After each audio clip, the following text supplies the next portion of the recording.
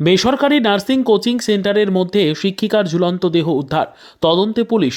উত্তর 24 পরগনার বসিরহাট মহকুমার বসিরহাট থানায় দণ্ডিরহাট বাজার সংলগ্ন এলাকায় একটি বেসরকারি নার্সিং কোচিং ট্রেনিং সেন্টারে মধ্যে ঝুলন্ত অবস্থায় এক যুবতীকে উদ্ধার করে বসিরহাট থানার পুলিশ।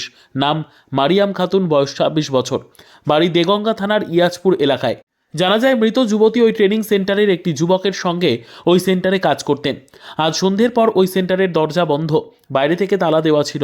এলাকাবাসীর সন্দেহ হয়, তারপর বসিরহাট থানার পুলিশকে খবর দিলে ঘটনাস্থলে পুলিশ এসে দরজা ভেঙে ঘরের মধ্যে ঢুকে দেখে গলায় দড়ি দিয়ে ঝুলছে ওই যুবতী। সঙ্গে সঙ্গে তাকে উদ্ধার করে বসিরহাট স্বাস্থ্য জেলা হাসপাতালে নিয়ে গেলে চিকিৎসকরা তাকে মৃত বলে ঘোষণা করে। আমি বাড়ি যাচ্ছি, 1 ঘন্টার ভিতরে আমি বাড়ি যাচ্ছি বলবার পরে আর মানুষ কী করছো বললো যে আমরা এখানে সেমিনারে এসেছি, মানে কি বলে ওর ওই না না না সেমিনার বলতে ওই যে নার্সিংয়ের কোর্স টোর্স করাই নীরব বলে ওই ছেলেটার সঙ্গে সেমিনারে এসছে।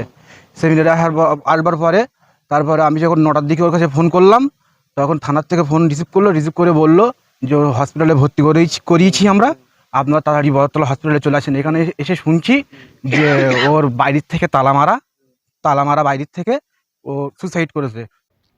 মৃত্যুর কারণ জানতে পুলিশ তদন্তে নেমে জানতে পারে ওই যুবতীর বাড়ি দেগঙ্গা থানার ইয়াজপুর এলাকায়। পরিবারের লোকেদের খবর দেওয়া হয়েছে।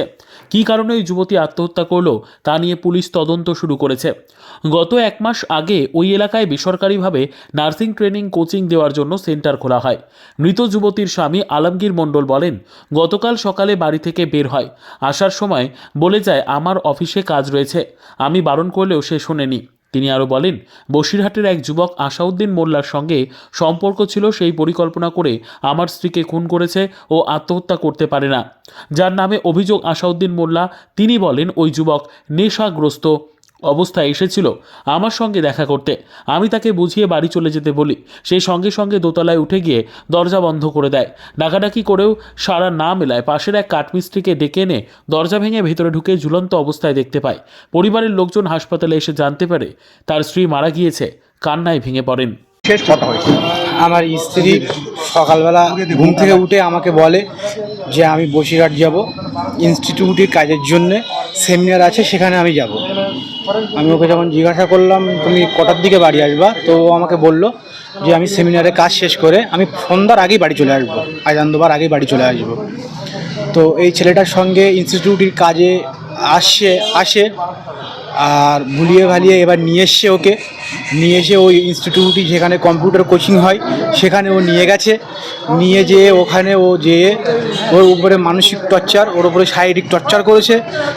আর আমার ধারণা ও রেপ করেছে, রেপ করে ওকে